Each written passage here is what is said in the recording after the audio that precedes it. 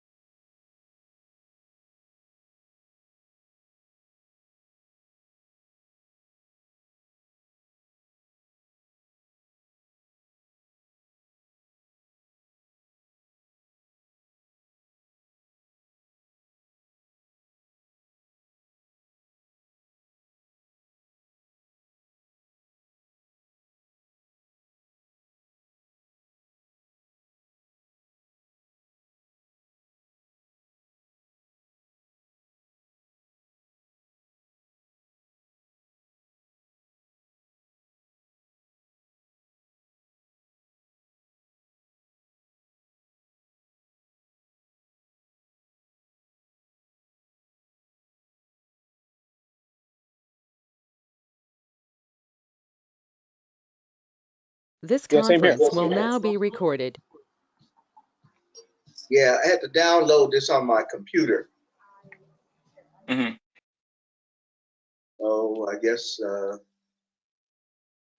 I'm all connected now. Okay. All right. So how many people are supposed to be on this what do they call it? Zoom or go to meet or whatever? I don't know. I'm James. I'm here. Kwame, Oh, did I hear your voice? Kwame, no, my name is I need to put my name here, don't I? No, my name is Bomani. Mm-hmm. My name is I think. Bomani. Okay. Yeah, Bomani.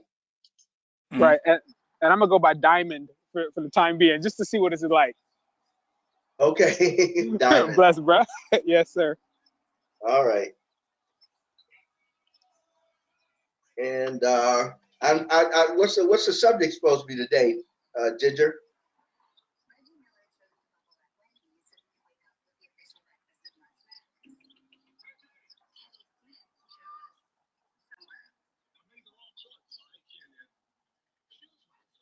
Oh, Ginger, are you hearing us? I don't know. She didn't say anything. Ginger. Maybe there's a chat feature. Let's see what's up. Maybe she has her Her mouth is moving, microphone. but I don't hear anything. Yeah, her microphone must be off. She needs to turn her microphone. She needs to unmute her microphone. Yeah, unmute. Too bad there's no sign language you can use for Right. unmute.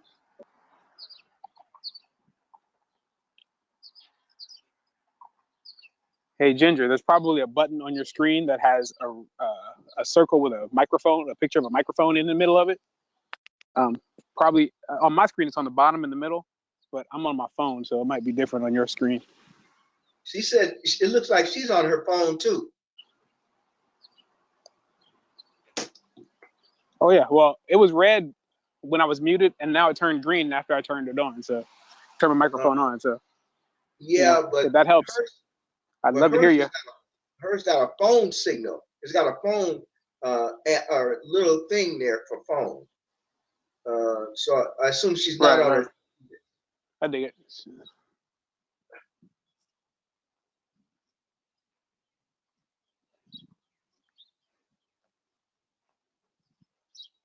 Like calling in through the phone line instead of using the app. No, but no, the camera. No. Well, whatever. I don't know. We're waiting for her. It says she's presenting, but you can't present if we can't hear you.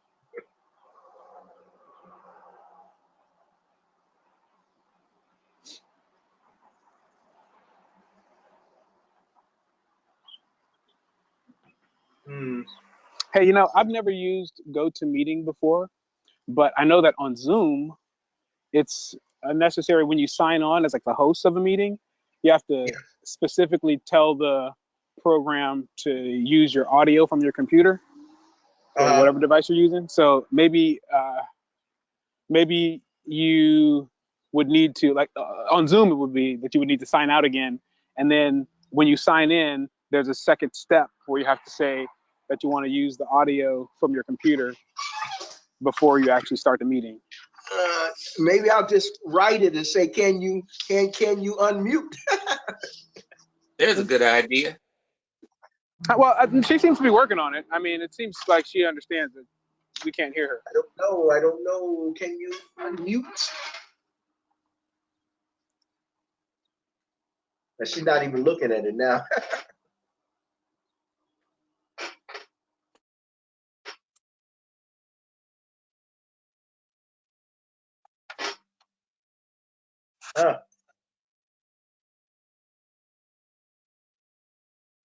Ginger.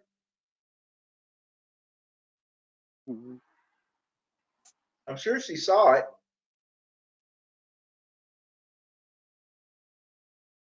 Ginger. Hello.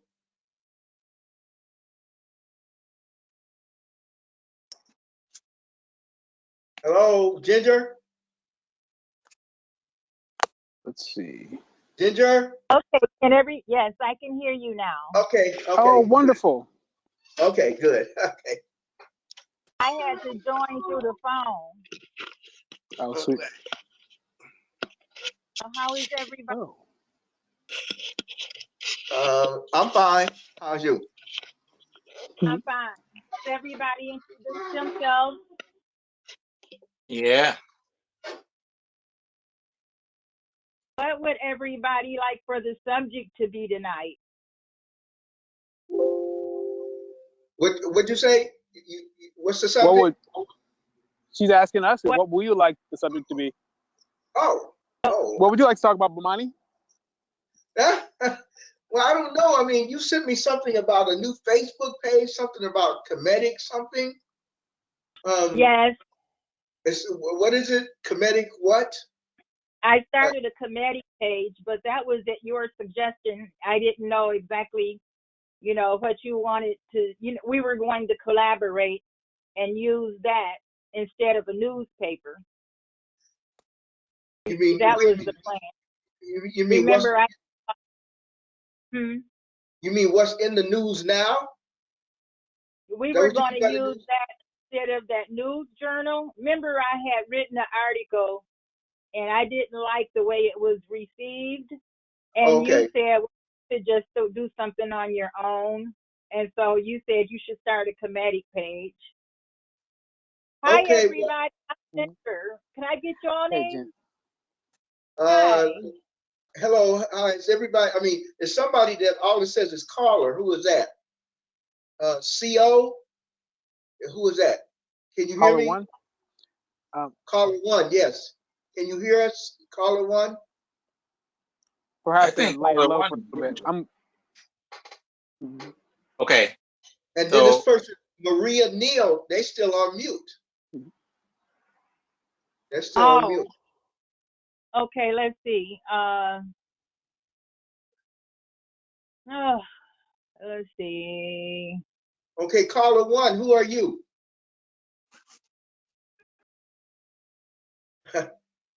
CO, who are you?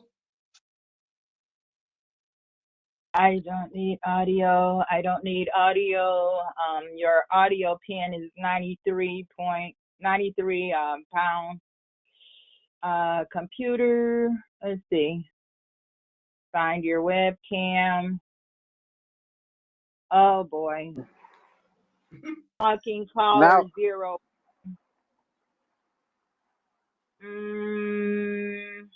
Problem dialing in audio as I've got it. Oh, they got you as caller one. Oh, they do? Well, this has audio is off. Up here at the top, it says you're caller one. Okay. I'm noticing it says audio off. I guess that's mine. I don't know. Are you calling in through your phone and on the computer? I'm on the phone only. I can see you on the computer, but I'm talking on the phone. Right. Okay. So yeah, it might be that the GoToMeeting app is registering both instances of your call. Like there's one for the video and another one for the audio, and one of them's got Ginger and the other's got caller one. Huh? It was easy to get go to meeting on my computer. It Well, downloaded this in really less than a minute. yeah, it's good to go. We're here. It don't, we Okay, don't gotta okay, worry too much okay, about the technicalities of how we got here. Here we okay. are, right? So And Well, look, should we start it over? sure, yeah. uh, Go ahead and kick it off like you meant to, Ginger. How about that? You start from Okay. let's start from the top. yeah, okay, yeah. Well, Okay. everybody, That way of you can course, set the tone. You can like make the frame the whole meeting and the discussion for us with yeah. Go for it. You do you. Okay, I'm just wondering, is everybody on though? Okay, I'm James. Everybody. I'm here. yes. Uh, Well, there's Okay. one person that's still Milka, are muted. you here? There's one I person see that's one. muted. Marie Right. Neal, she's still muted. I see it. I'm Yeah, trying. I wonder if she can see us. I wonder if she can see us. What I mean, Respect. okay, unmute. Yeah, Marie Neal needs to unmute. I just unmuted. Unmute request sent. Connect to audio. Okay, I unmuted her, but I still see the red microphone with a line through it. Mhm. Right. Well, maybe she has to unmute herself as well. Yeah, I think she has to Okay. unmute At her. herself. Yeah. I think she has to You know. unmute. Can she see me? Can she see this? Can you unmute? Can you unmute? Maybe I don't know if she can see it or not. Well, maybe she doesn't want to. put her I name should on have. Yeah, maybe she Maybe she wants unmute. to. Maybe she wants to just be a lurker for a second. See what it's about. But I don't Okay. know if we want to. Okay. It's not my show, Ginger. You got to let us know whether that's acceptable or not. It would Okay. be very acceptable for every member to be able to join in. Right. We But want everybody to join in. Yes, we want everybody I to join mean, in. I hate that she's muted. This is all my fault. I should have did a dry run before I conducted this meeting. Yeah. So how is everybody tonight? Is everybody cool? Yes. Yes. Everybody. We're all I fine. feel all Yes. right. I feel all right. Okay. So let's just go ahead and talk. Anybody have any of the latest subjects that they would like to talk about tonight, or? Well, I mean, why did you pick that Facebook? Why you picked Comedic? Was it Comedic Family Talk? Is that what it is? I actually let you pick it. Oh, is that what I? Okay, I didn't want to pick it. Okay. Well, as long as You everybody said, knows, huh? you said anything that started with kinetic. Okay. Well, I mean, as long as everybody does know what Kemet is, right? Okay, what is it? Could you tell us all? Well, Kemet is the actual. Is what the African people who lived in that area called what is now called Egypt. Originally, it was called Kemet, and the word Kemet means land of the blacks. And so, me being somebody who knows something about African history, I would prefer use terms that African people use, not terms that Europeans use. Well, that's a So I'm respectful just perspective. wondering. yes, and that's why you told it about Kemet, and of course I think there are some references in some places that written down. There's references to the Kemites. I think they call them in the Bible. They call them Kemites. Yes. But they're also they also could be referred to as Nubians, people of Punt, people of Cush. All of these places make reference to the cradle of civilization and people who inhabited the northern parts of Africa. Surely. Yeah. Well, let me just. I appreciate where you're coming from. I'll just throw in that I'm, somewhat familiar with so with Kemet, like it's not, what do you think about, since we're talking history and Africa, like what do you think about the role of African history in our lives today here in America? Like, I mean, I presume you're in America, just judging by your accent and whatnot. Like, where are you from, bro? I'm in Michigan. Yeah, I'm in Detroit. I'm in Detroit, Oh, Michigan. respect. Cool. So, what do you think about like where African history fits in our 21st century right now? Well, I mean, to me, I mean, African history. I think Assata Shakur said African history is world history, and if we know anything about history, the other people who take credit for history, those other people, they're actually taking credit for things that Africans did. Sure. Most of the world's civilization is based originally in Africa. So we need to start. As far as I'm concerned, we need to start that as a basis for any conversation about history, about the world. We need to start at the beginning. They've already proven that the African woman was the oldest living bones they found in Ethiopia, which originally would have been part of Kemet back then. So everything, as far as I'm concerned, it's a basis of pride, as far as I'm concerned. I mean, that there was a study done in at Harvard University, which they probably don't want to use, but Harvard University said if you teach Black children about their history, academically they will do better. I assume that's why they're not teaching us about our history, because they don't want us to academically do better. Absolutely. So yes, and if you have a foundation of who you are, you feel better. Somebody left, but we have a foundation for self-esteem, which living in America and under white supremacy, they do everything they can to destroy the self-esteem of African people. So my thing is to build the self-esteem of African people, and to give the African people enough information to where they can do their own research. I don't want to just tell everybody, because people need to do their own research. How do you do that though? Like,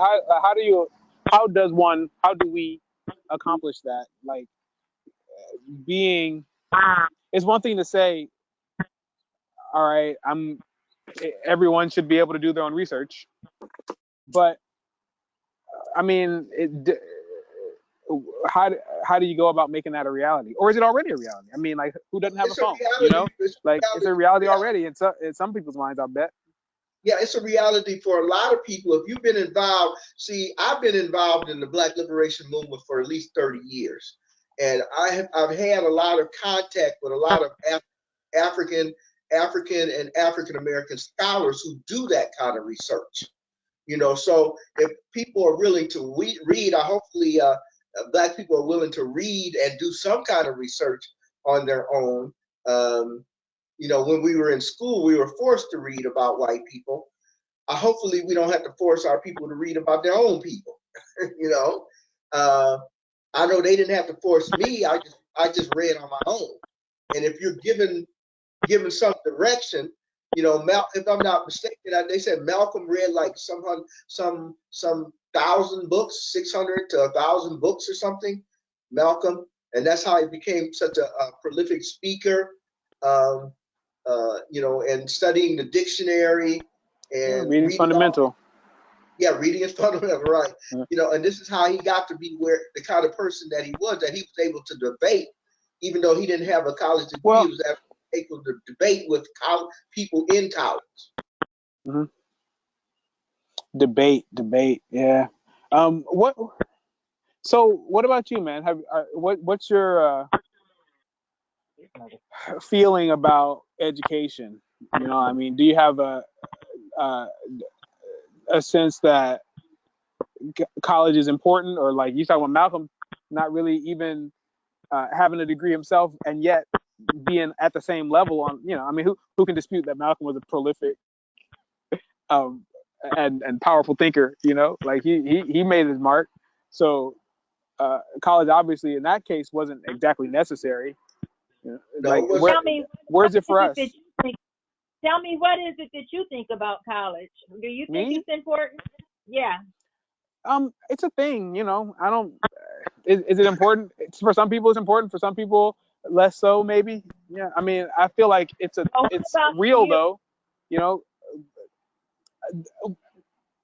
Well, I'm just one person. It's not even about like for me. I have been to uh, some college. I don't have a bachelor's degree, but I do have an associate's degree. I have uh, been reading though interesting things for a number of years. I try to. But I understand that learning is part of life. That makes it is part of what makes life interesting and exciting and rewarding. And I and, feel like college is unimportant. If you're mhm. going to go to college and learn all that you learn coming through kindergarten up until the 12th grade, there's nothing but a bunch of brainwashing. And by the time that you're finished with college, then you're just a good, uh, educated flunky, as far as I'm I hear concerned. I you. mean, Well, be it works that way for a lot of folk. I hear you, and that's real. And I think it's designed in some significant sense to work that way yeah, for a lot of folks. But it's also, I think, an overstatement to say that it's nothing but brainwashing. Like there are, there are ways around that outcome. There are ways to make absolutely. an educational experience that is rewarding for an autonomous thinker, for somebody who's like real. Oh, Yeah. there, yeah. I just think that What do you for the think? most part, you're right. For the most part, it is brainwashing. That's the way it shows up And for most people in you're their real right life. too. There are things that you can do to make college beneficial to you, but for the Hmm. most part, when you graduate from college, you have to use it in some type of an organization that benefits the white man. Well, Well, That's that's it. that's that's real. I mean, life is. Uh, it's what I wonder if there's any. Okay, so we got to go down straight to the roots of it. The white man, the black man. Like when I think of What I these mean terms, by the white man, I'm not talking about the everyday white man that we see. I'm talking, when mhm, I say white man, I'm talking about the establishment, the okay, people who own banks, the or people white who supremacy. own. What we Uh, generalize and say is white supremacy. White supremacy is a system of thought. It's a system of power. It's a system that we all live under at this particular point in the world. White supremacy. So yes, everything real. Well, I mean, we live with it anyway. we Like, live with it, right? But we also live under it. We live under oh, white supremacy because it has a strong influence on how we think, especially since we grew up in it. I grew up under white supremacy. I mean, I may be African centered at this point, but I still grew up under white supremacy. I still absorbed to a certain hmm degree a lot of the negative stuff about white supremacy. It may take me the rest of sure. my life. And me too. I mean, I hear where you're coming from with that. Like, the influence is powerful, right?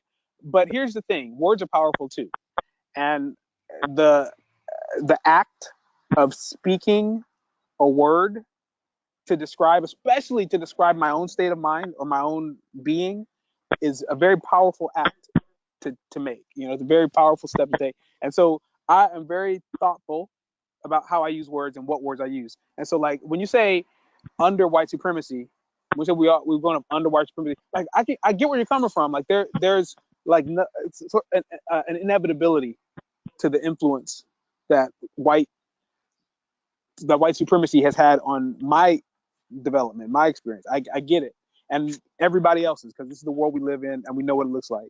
But what I why I take exception to the use of that term under white supremacy, like why I don't describe myself as existing under white supremacy. I understand that I will live with white supremacy.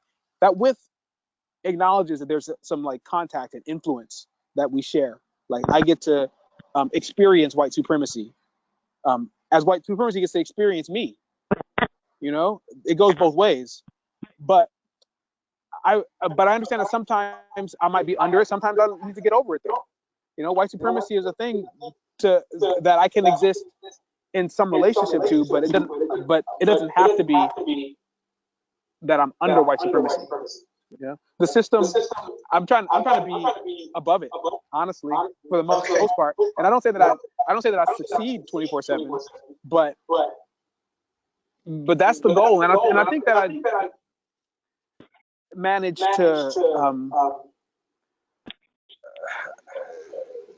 stay out from under the greatest weight of it. Well, we can say so-called. We can always say some people do have a problem with the term white supremacy, and some people actually say so-called white supremacy. No, I feel you. It's not white supremacy. That's not the term that I have a problem with. Okay. Under white supremacy, okay. I get. We can share that term. Fine. Okay. I'm just saying I don't want to consider myself. I don't want to call myself as under white supremacy. I don't want to be subject to it in my own mind. Okay.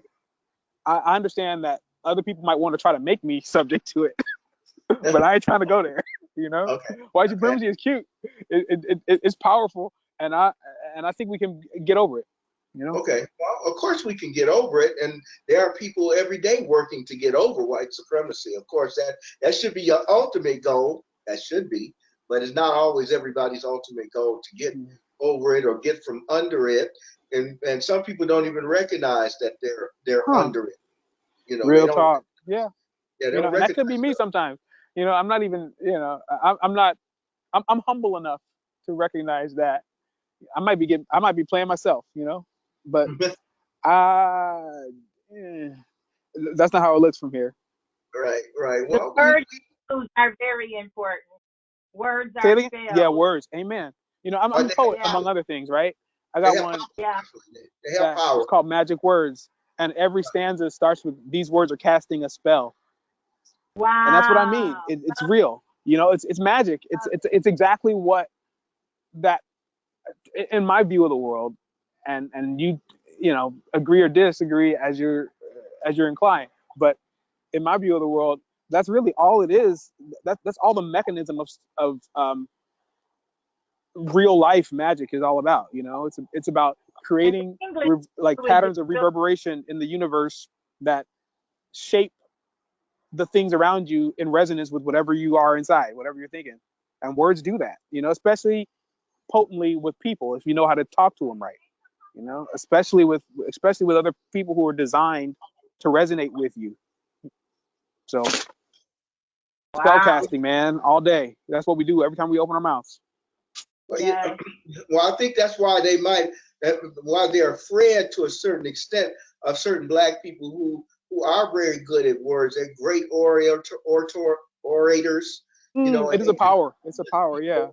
And those people are actually dangerous, under the guise of what I guess. Well, potentially. I mean, powerful, and whether a power is dangerous or not depends on how it's going to be used. Well, if they consider you, if J. Edgar Hoover is talking about making sure there's not another Black Messiah, right.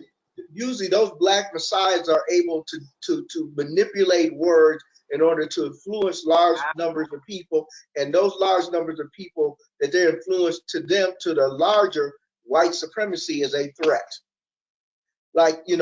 Say for instance, Tupac Shakur, they considered him to be a threat because of his influence over so many young people, and young people are the ones who would generally fight. Well, and also because of his willingness to present himself as a threat.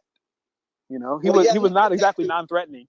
Right. Well, he wasn't afraid. I mean, that's a good thing. Yeah, hey man, and no, I wouldn't want him to be afraid. It's not worth it, But but he also wasn't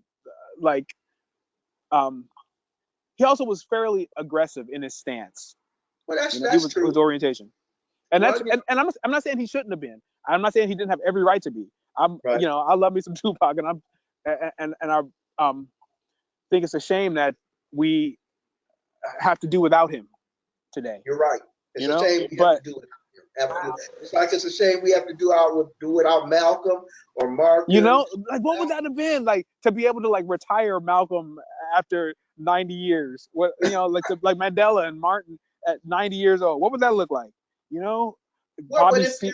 I mean, Huey but if Newton they, at full grown.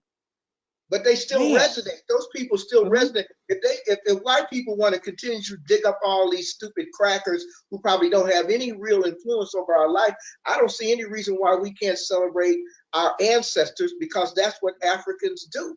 We respect and celebrate our ancestors. And if they have something profound, just like the African proverbs, a lot of the African proverbs, which are probably from centuries ago, a lot of them still apply today.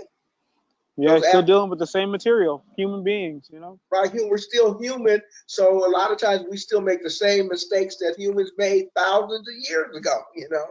So a lot of those words still have power, and I still believe, me personally, that black people are, to me, this is my personal opinion, I believe that black people, because of melanin, are superior. That's my opinion. Now, people may not agree. I ain't gonna argue. I agree that melanin automatically makes you a superior human being, and that's human spelled Hueman. There's a reason why white people took the E out, because they don't have any U. And that's why they're always talking about mankind, because white people are kind of a man. They're not. I've heard that line. They're not actually a man. They're kind of a man, and they have even admitted that they have Neanderthal DNA, which is animal DNA.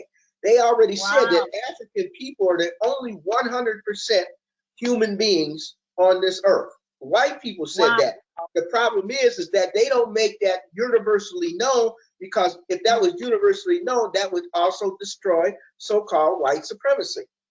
And they told you that. So that's, if you have to look it up in a science book, if you have to research this stuff yourself, and unfortunately, when I got into the movement, it kind of influenced me to read a lot about stuff from my own people, from my own scholars.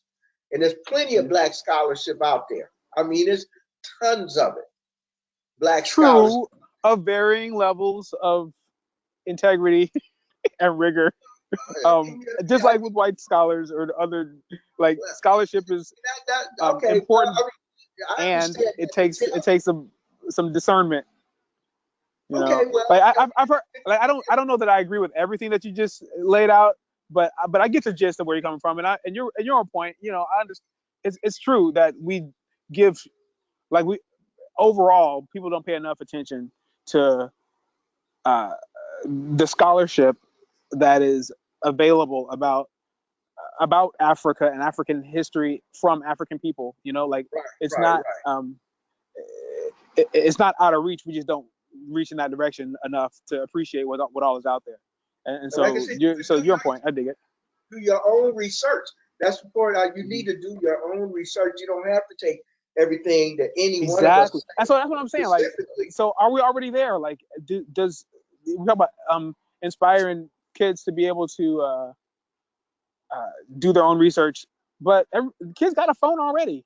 Like, they got Google. I mean, there's but Google doesn't have the same kind of information that if you read about black scholarship. I mean, are you familiar with an organization, ASCAC? Are you familiar with a group called ASCAC? I don't think so. Who are they? It stands for the Association for the Study of Classical African Civilizations. And these people who are part of ASCAC, they have been scholars. Dr. Ben, you familiar with Dr. Ben? Jakanan. Dr. Ben, Dr. Asa Hilliard, Dr. Amos Wilson, Dr. Jacob Carruthers, Dr. Jeffries is still alive, of course. I mean, there's James Small. There's plenty of black scholars who are not only still alive, but there's some who have passed on, who have left a legacy of research and history that we can do our own study. I mean, you can decide for yourself which ones you want to take. But again, white people, if you listen to them, they'll tell you the truth. They're just hoping that black people are not paying attention. They're hoping that we're not paying attention to what they say. Most black people don't know that white people have already admitted that they have Neanderthal animal DNA. That's not a universal thing that you're going to hear on the that's local. Also, that's also in and it's a very incomplete and what's the word? Colored description of what the you know situation is, right? Like, and to like say animal DNA as if there's a belief that human beings today in all our forms aren't actually animals. I think the general consensus in the scientific world is that we're all animals. It's not like We're all uh, mammals. We're all mammals. Yeah, well, we're all yeah, mammals. indeed, mammals are a kind of an animal, So like that's not a pejorative in the mind of someone who says, "Oh yeah, we human beings have animal DNA." Like it's just a, a description. Animal is just But another descriptor, this is also um, to account to show that for, we're not like plants or fungus. well, no, this is supposed to account for certain kinds of behaviors in certain groups of so-called human beings that because of Mm-hmm. this animal DNA, they conduct themselves in such a way, it's the animalistic kind of Right. way. They Yeah, conduct I hear that. themselves. I hear where you're coming from with that, and that's like that's the part that's one of the things that I'm kind of more skeptical of the stuff that you were saying earlier. But I mean, I respect your right to see it that way, and as a matter of fact, I've seen it that way, or like looked at it from that perspective enough to like try it on for size. But it seems like an overstatement to me today. I Okay, mean, well, I wouldn't. like you said, I can't speak for tomorrow. Maybe I'll know better tomorrow. But okay. Okay, for, well, I mean, everybody, of course, does is it, entitled to their own opinion, and my opinion certainly might be colored, uh, but my research, I'm sorry, let's see, I don't know who said it. It says history is best qualified to reward all research. I'm not sure who said hmm, that.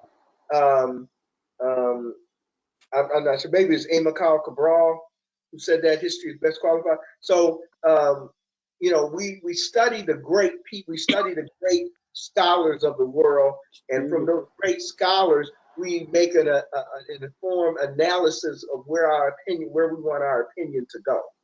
Okay, sure. I just prefer to have what they call now an African-centered worldview, Hmm. where when I was first, and Amen. Yeah. I'm not As making well you should. That's good. It's good. Um, like I grew up like probably most of us, right. like under white supremacist educational system. Like I get it. You're right that we are. It's a great benefit to flip that script and be like, wait a second. I just learned that um, you guys left out all the good stuff. Come on, let me go. Let me And they not reorient only left my it out, perspective. but That's powerful shit. they lied about what they Yeah, like outright considered lie. I mean, like not outright even Little lying. they weren't difference even like from shy leaving it about out it. You and know, lying. in a lot of cases. Right. So James, you have something to say? We just hearing from you now. James, you got something to say? No, I'm just saying there's a big difference between leaving something out and retelling a story. Mm, I hear Right. you. Right. Well, yeah, amen. That's true. That's true. They The lie of omission is not is a different thing than like the out and out. Like, Reliable mission. That's exactly yeah. what it is. Reliable mission. Right. So yeah, what you don't know, you don't need to know. Just like all the books of the Bible, they claim that the Catholic Church left out or in the basement of the Vatican, and the Catholic Church just decided, well, y'all don't need to see them. Hmm. Y'all don't need to know that. Well, why is the but the Catholic Church the ones that decide? Why are they the ones that decide you don't need to see them? Why don't? Maybe, how come we can't see them and decide for Or even better, like I mean, like a lot of it that's just position, like on a basketball court. If you are already standing in the paint when somebody lobs the ball down, then you got an advantage because you're already there. You can post like, but if you're alive today, there's a lot of those, a lot of access that we can have that gets around the attempts that used to work to keep us out away from that information. Like I mean, like I've read the Book of Mary and Thomas, and like there's we can find some of that still, even though it wasn't so much offered I wonder where in the space where we thought we could have. Ginger, We thought we should have I been. mean, it's called Apocrypha. So you can go, That's right. you can go anywhere and find Apocrypha. Go to Amazon, and there's lots of books that were left out. A lot of them should have been left out. To me, a lot of them that are in the Bible should have been left out. Right. You know, but Thank you. this the references, the books that were accepted are called canon, and the books that were kind of sidelined, like the book of Thomas and the book of Enoch and so on, those you can find. right. You know, and somebody just decided y'all don't need to know. Somebody else decided y'all don't need to know this stuff. You know, and Terrible.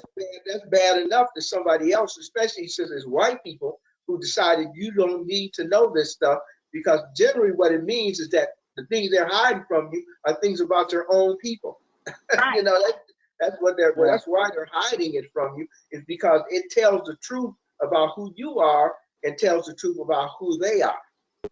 You know, so and that's You got to suspect somebody's motives if they're making choices that limit your own options, limit your own right.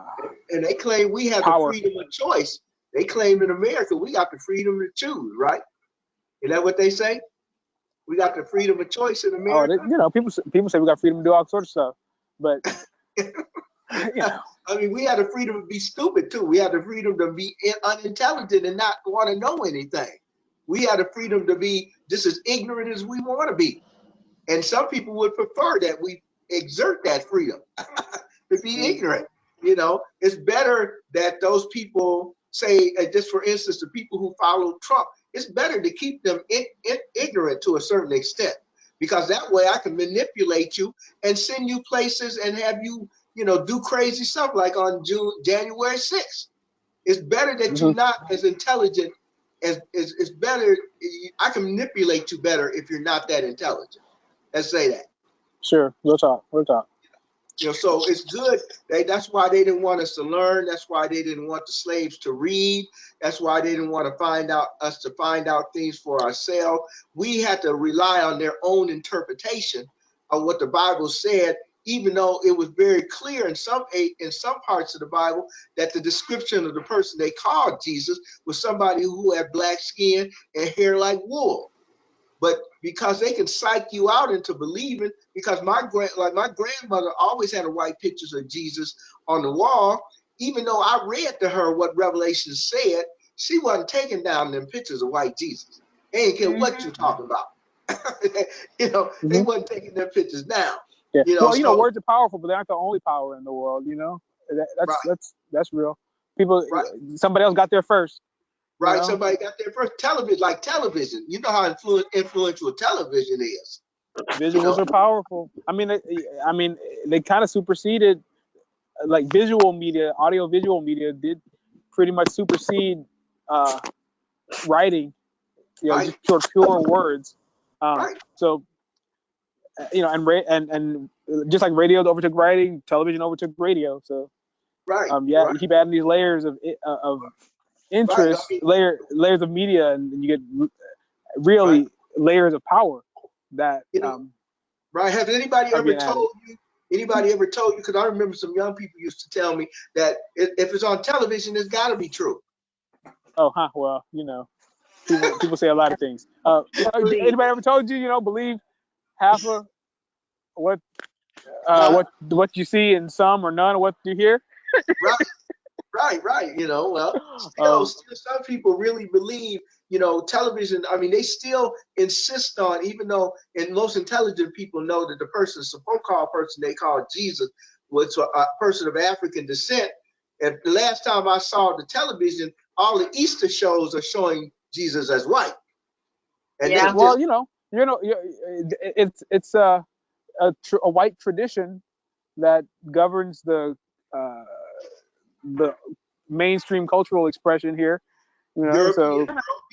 European world. I'm told that, like, in China, you see Chinese Jesus all over the place, and then in Japan you see Japanese Jesus when you have a Christian church in Japan, This is what Right. I'm told. I haven't been to Japan yet. Well, it's But probably true, but remember, they're hiding the truth about the original. You know, the original Japanese people, sure. the Inu Oh people yeah, are yeah. dark skinned. They're dark skinned people, the Inu people who live up in the mountains. Now, why they're up in the mountains, I don't know if they decided to go up in the mountains away from the white looking Japanese, or they were just sent up there. You know, maybe they decided for themselves. They don't want to be down here with the rest of y'all white looking Japanese people. I don't know, you know, or the dark-skinned Chinese people, the people who are really responsible for all the things that we contribute to the supposedly Chinese race. I mean, it's not really a race, but the Chinese people, all of those things originated with the darker-skinned Chinese. Like martial arts actually came from African people. But I'm sure most of common knowledge and common folklore would prefer to have it associated with people who look like Bruce Lee. They don't want it. They don't want it associated with people who are darker skinned people, because now we have to start telling some truths that we don't want to be in reality about. We don't want to tell you the truth. We're going to be in denial to the rest of our lives. It don't really matter. We're going to be. That's why they said the reason why they didn't want supposedly Bill Cosby and some other people, black people, to buy media outlets, because those media outlets might tell you things that white supremacy don't want you to know. Yeah, no doubt, no doubt. You know, so The Bible says that the devil owns the airways. huh? Even the Bible say that the devil owns the airways.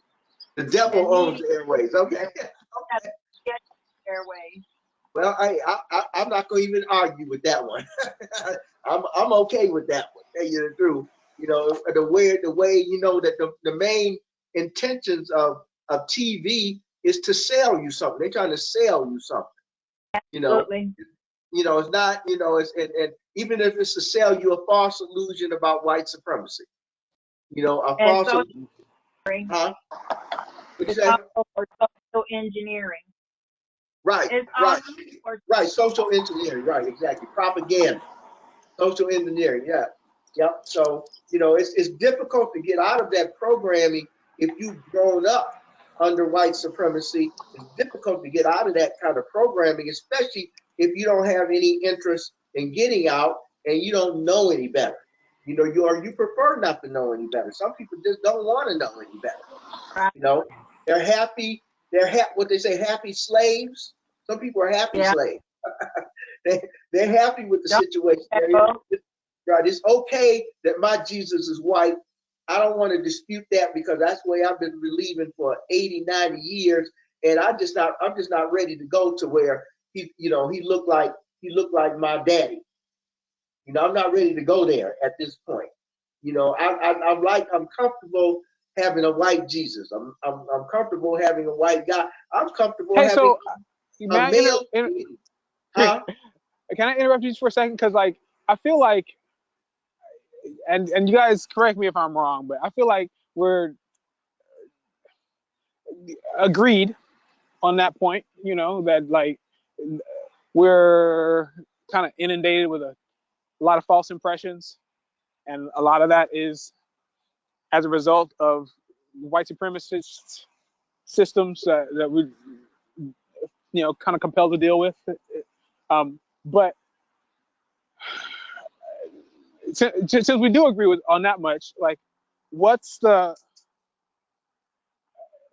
I mean, you know, you action black. steps? What do you do about it? Like, I noticed that your shirt has your shirt says city, is it city council or city commission?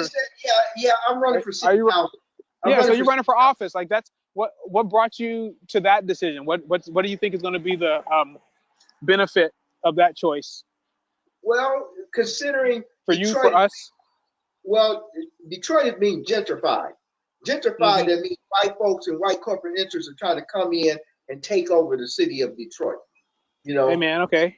Basically, Dan Gilbert, Mike, Livonia Mike, you know, the Illages, the Penskes, all of those people. I have some friends who live in Cleveland, and Dan Gilbert's almost completely gentrified Cleveland to where the black folks don't have any power at all.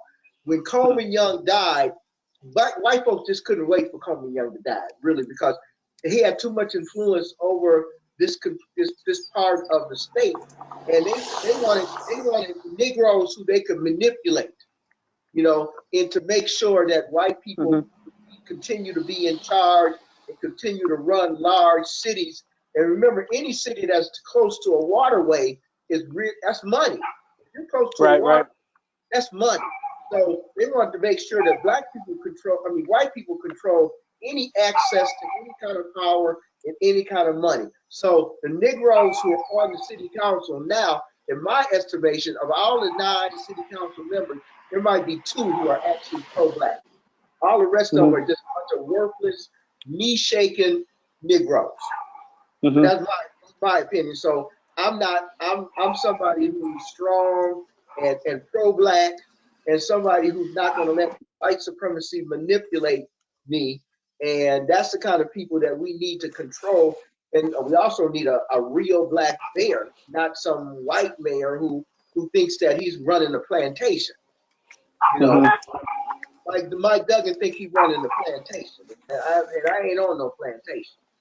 No, I'm what Malcolm called, I'm a field Negro. I'm a field Negro. I'm not no house Negro. You know, but we have a lot of house Negroes in Detroit. You know, a lot of house Negroes who are preachers who support Mike Duggan. You know, so and he's able to pay for his house Negro. You know, but a real black person cannot be bought, cannot be bossed. You know, and you're gonna have to kill me to do the things you want to do. you know, I'm not gonna ever back down supporting my people. So that's the reason why I'm running. That's basically the reason why I'm running for city council. Is to get some real black people on the city council. You know? Feel it. So if you get on the city council, what kind of agendas are you going to push?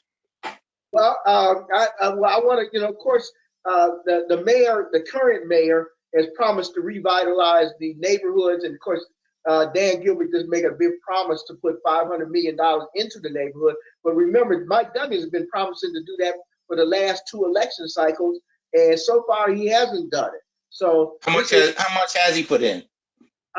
Very little. Most of the money has gone into downtown and midtown. Most of the money's gone into downtown and midtown.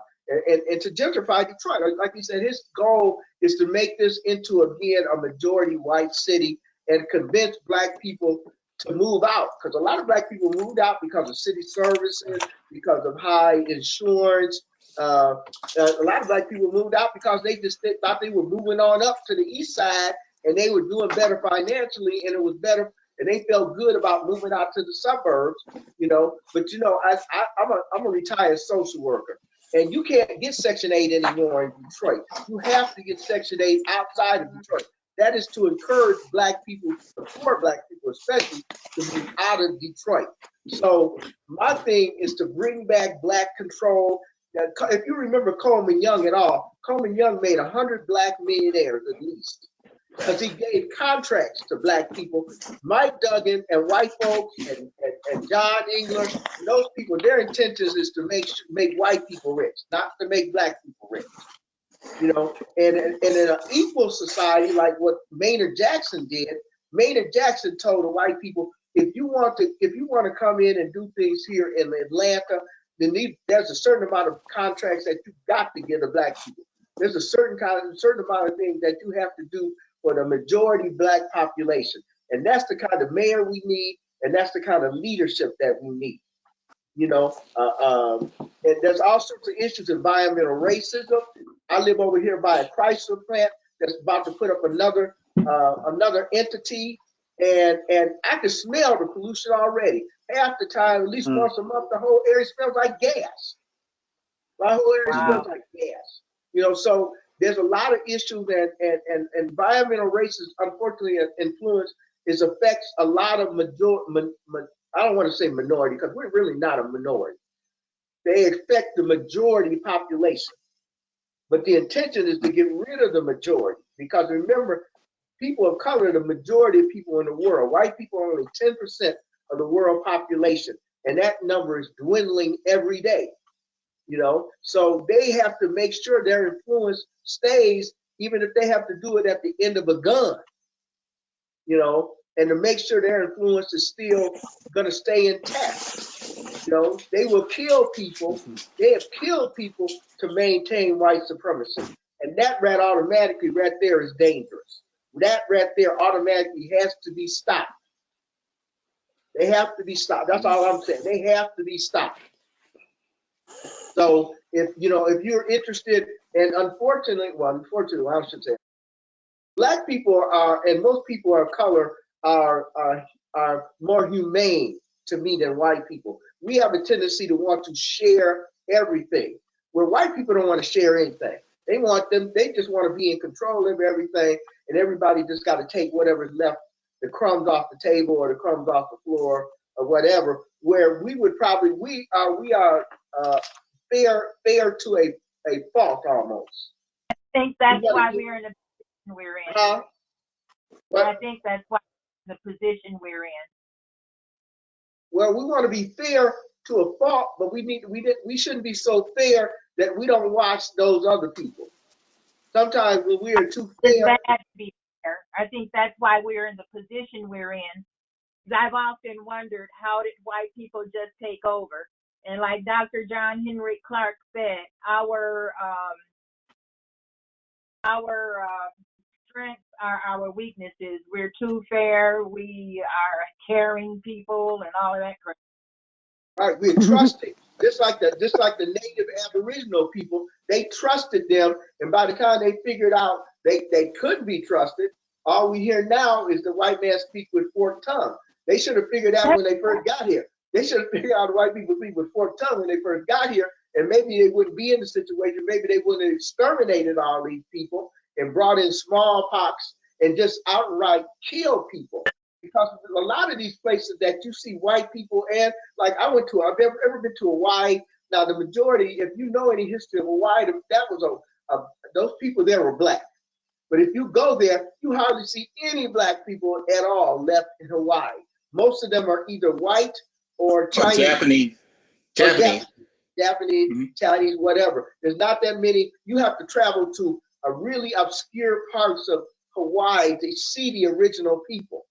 And those original people look more like you than it looks like them. They look like them. You know, Dole, the pineapple company, when they came in and discovered the money they could be made by pineapple, Dole and his minions actually killed off most of the Hawaiian population.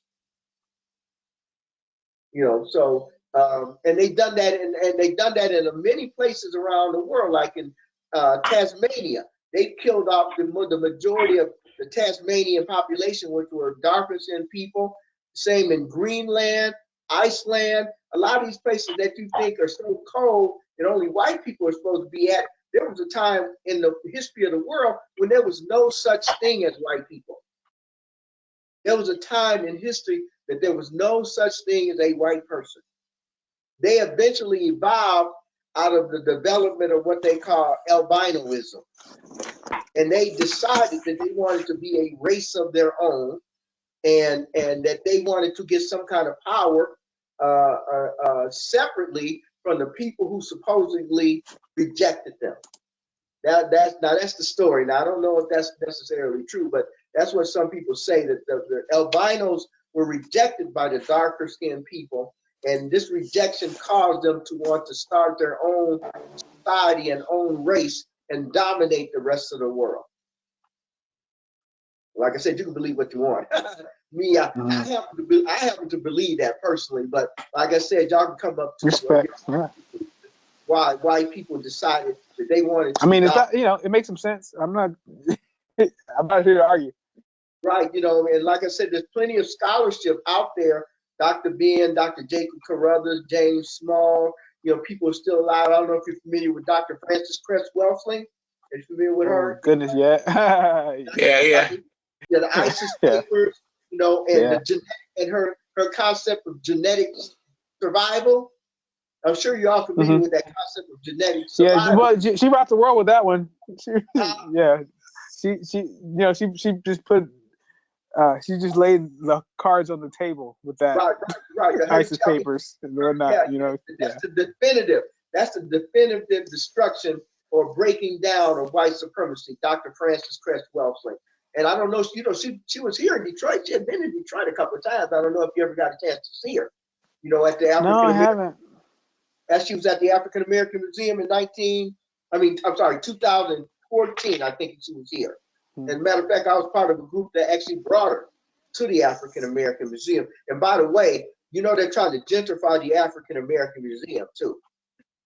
They're trying to water down the stuff. They said the things that were going on there were too African. And they don't want all those African things going on. They ran out the curator. Too African, not American? Too African. They said too African. This is the exact quote from them. Too African.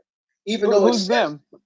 Well, the board of directors. The board of directors, the board of directors is made up of corporate people. People, sure. Who donate a lot of money like GM and Ford and all this stuff. And some of those things, so a majority of those people are black, and some of those black people are saying it's too much African stuff going on at the African American Museum.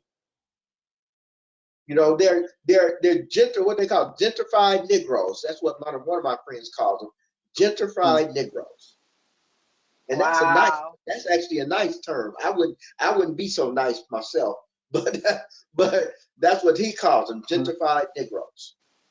And they want to make it more. They say they want to make the African American Museum more diverse. Well, why call it the African American Museum if you're still talking about diversity? We don't have enough information about our own people to be running around here talking about diversity.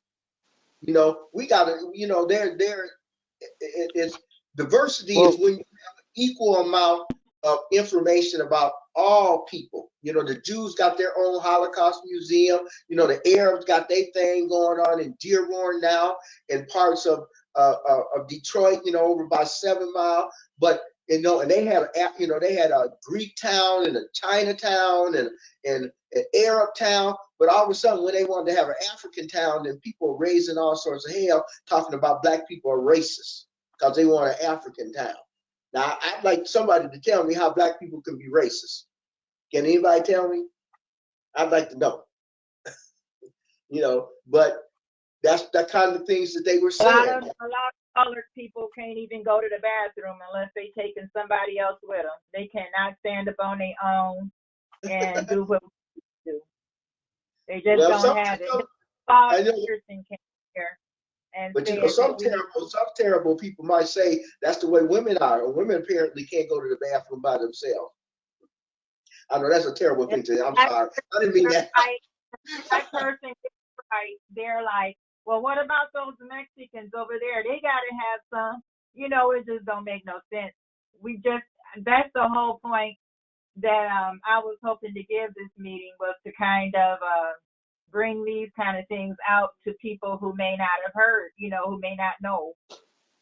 Yeah, well, we definitely need to have more people. I mean, I guess eventually we will have more people, and maybe there'll be more people on who don't have the same kind of information that we apparently have, and maybe they'll come on and be willing to learn more about who they are and where their history is, and then not only willing to learn, but also willing to leave here and do their own research.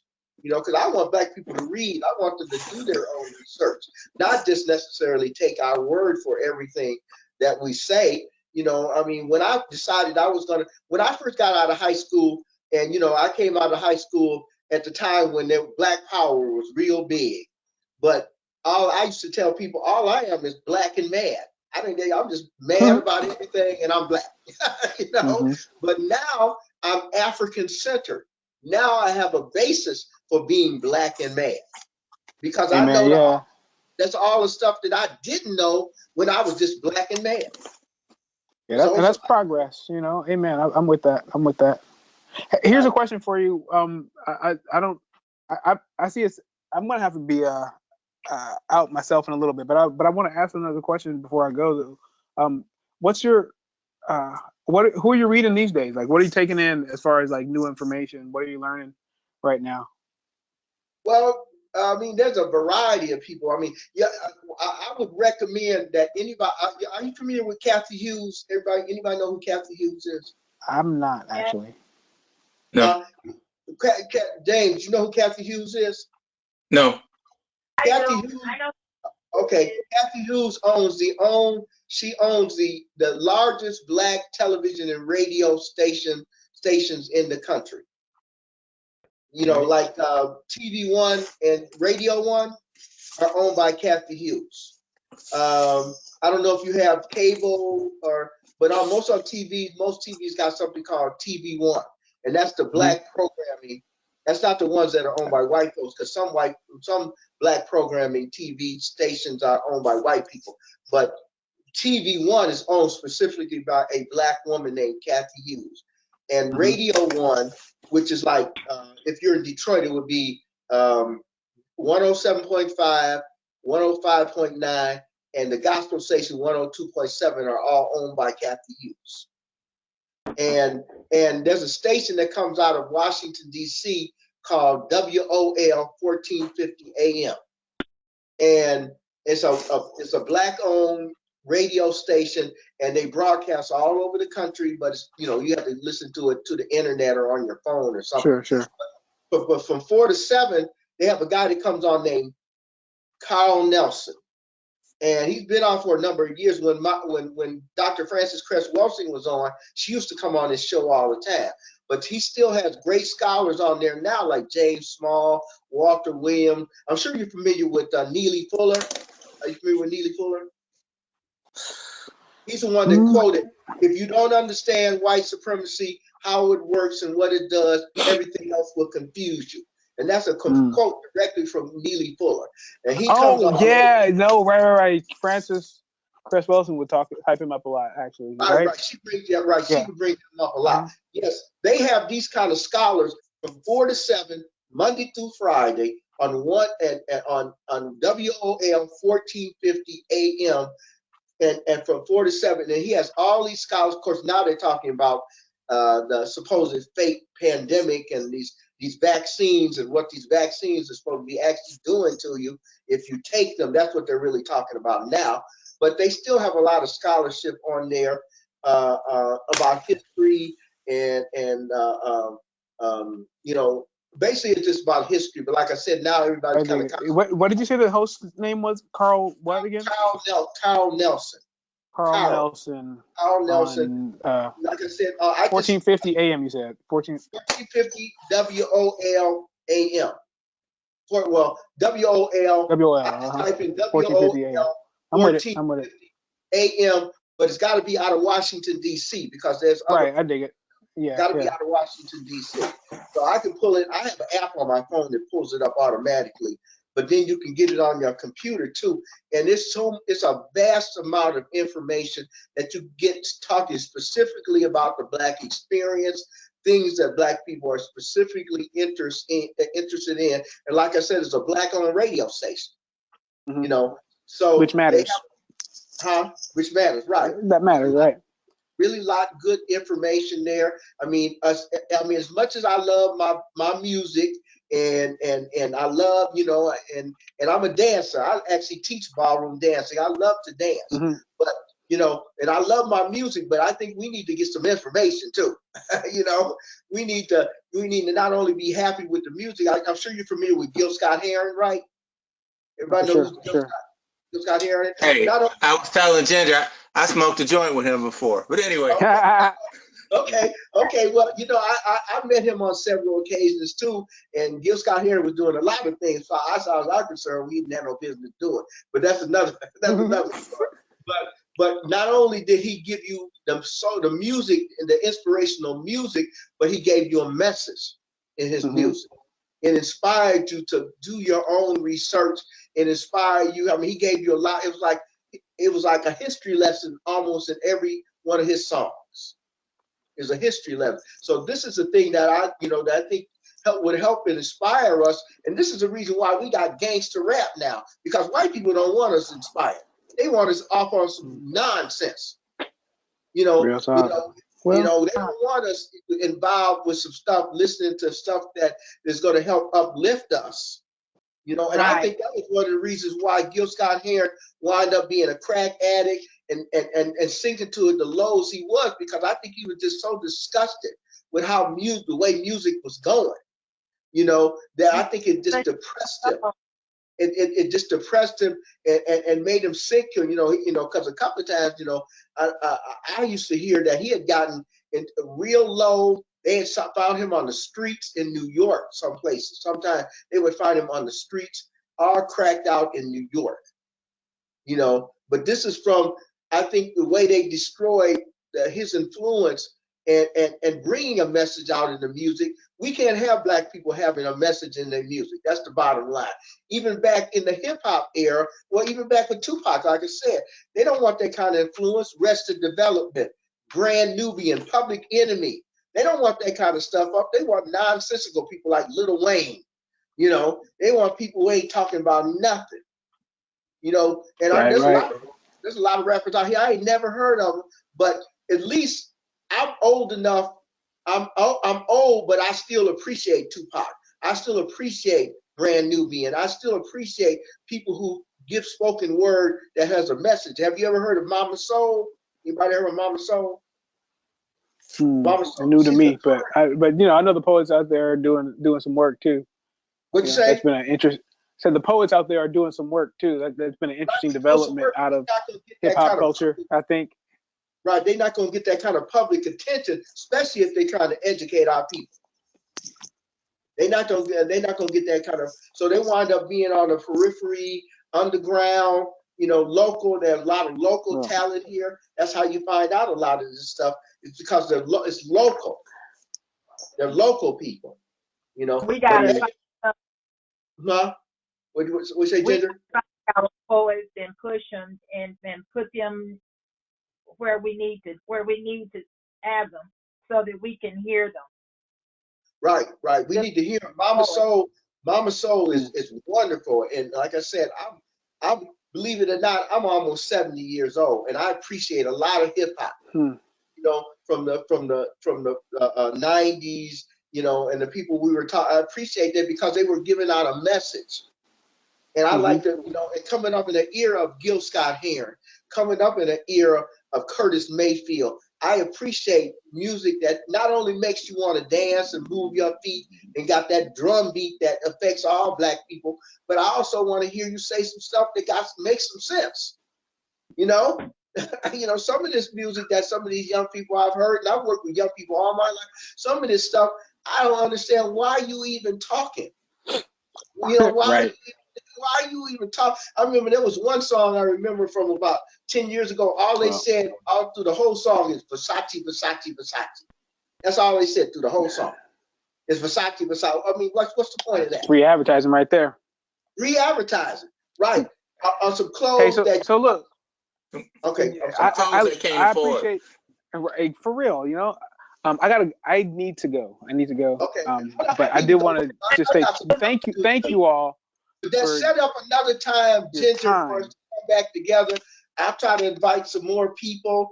I'll try to invite some more people. It'd be nice if you could also send this stuff through my email too, because I could invite some people through my email, not just through my text. And we need to get a lot of larger raw session, and maybe if we can get some young people on some of these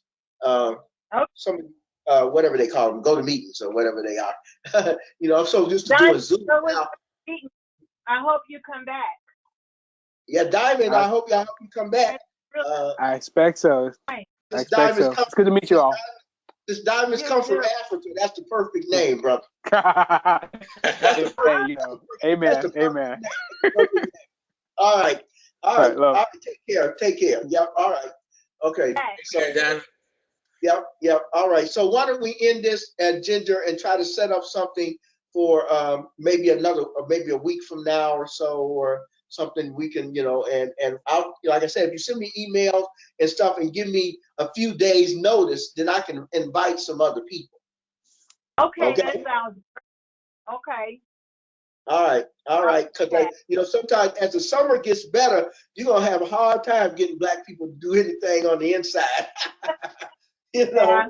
because they I right, love the they down at the park right now, down the street from me, have partying like it's 1999. You oh know, no. yes, they unfortunately they are. They are. Yep, Mm. they are. They're down at the park right now. And I just didn't go down there Still because on? huh? I was trying to see if James was still on. You Yeah, still I'm on still there? here. Oh, Yeah, okay. I'm still here. Yeah, what part, James, what part of Detroit you live in? I live in I don't live in Detroit. I live near Oh, Muskegon. oh, you live near Muskegon. Okay, I've been up there. I've been to Muskegon Heights. I went to a Black Arts Festival program a few years ago in Muskegon Heights. You know, Hmm. and it was a real nice program outside. You know, it was a wonderful program. You know, Well, Hmm. James did party time in Chicago. huh? He's What'd you really say? from Chicago. I'm Who? Oh, sorry. Ginger was James? saying I'm from Chicago. Oh, okay, but you live in somewhere near Muskegon now. I live north of Muskegon, like North of 2 cities. Mhm. What's the name of the city? Layton Township. Oh no, I never heard of it. But yeah, I've been. You know, me and my friends go to Chicago all the time because we Chicago step. We're dancers. A lot of our Hmm. friends go to Chicago to dance. Hmm. You know, and a lot of people from Chicago come here to dance. At least Hmm. when we were able to dance. Hopefully we'll Right. be able to dance again. You know, do you step, brother? Do you step? I grew up stepping, but I don't step anymore. Oh, I'm you know, I'm six, I'm 60 years old, so well, I was I'm truly a almost, part of that stepping Hey, movement. My I'm sister almost step, 70. all my neighbors step. I'm almost 70 and I still step. Hmm. I still step. It's good exercise. Some people say that's the reason why I still look young. Because I still step.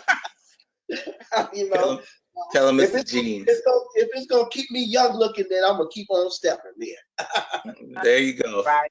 keep on stepping. All right. Well, it's nice meeting you, brother, and nice seeing you, Ginger, again. And Well, my like, and we'll talk again soon. Then, all right. All okay. Sure. right. Thank you. It was good listening to you guys. Hey, All right. Thank Bomani, I want to tell you something. You know, you're talking about the oldest lady being found in Ethiopia, Yes. Lucy. Lucy. Right. you. Yeah. We use the African name Degnesh now. Uh-huh. Degnesh. That's the Ethiopian name. Okay. Well, Okay. Go ahead. I'm sorry. I sent Ginger a picture of me and Lucy. I've been to Ethiopia 3 times. Oh, you have. Oh man, Yeah. they got some beautiful women in Ethiopia. I'm telling Oh you. my God. I shouldn't say. I'm sorry. They're a dime a dozen too. They're all over the place. I know they all over the place. I went when I went to Africa. I must admit I was a little shameful. That's all I can say. But they're beautiful women everywhere. They're beautiful black women, and I want to go to Ethiopia too. I do want to eventually, but I've been to Egypt, but I haven't been to Ethiopia. Yeah. Hmm. All right. Well, maybe one of the days we'll get to go together. We can get in trouble together. No, I'm kidding. I'm thinking about 2 years. Right now they're having a civil war. That's right. They are having a civil war now. Okay. Well, Yeah. what have you considered that dual citizenship in Ghana at all? Uh-huh. Right. I say, have you considered it? No, I don't want to. I don't need any of that. Oh, okay. I I'm mean, gonna I'm it doesn't benefit me. I'm gonna Some things, do some things are it. just cute, but how does it affect your bottom line? I don't. Uh-huh. Oh, You okay. know. Well, I think I it's a mean, lot unless of. you can convince me, is there any benefit to Well, being a citizen of Ghana? I think it's a lot of money to be made with a connection to African Americans. If you listen to the station I told you about, there'll be Africans that'll come on there and tell you about the financial advantages to making Oh, connections with mhm. your African brothers and sisters. Remember, 1440 AMWOL. They come on there and they encourage people to come there, set up businesses, says there's plenty of money to be made. And remember, that's where all the natural resources at. Yeah, I know. We need to control those natural resources. So you might, if you listen to the station on a regular basis, you might pull together some economic opportunities. I have money with a black investment company here in Detroit, and he has connections with Africa. You familiar with Naeem Akbar? No. Oh, okay. Yeah. Oh, yeah, He's he's a like, scholar. Yeah, he's a scholar too, and he's the one that convinced me to invest with this black investment company, and they have money tied up in Africa too. It's money to be made, brother. It's I money to be. understand that, but I don't chase dollars at this point in my life.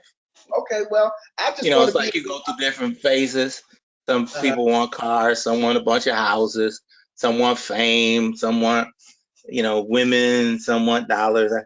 It's like I've I don't chase dollars. but I just like to be able to travel back and forth like my African brothers and sisters. They seem to be able to travel back and forth. Well, you So still could with a U.S. passport. You could do that. You go I back to know, Africa as often as you want. I know, but I wanted to be.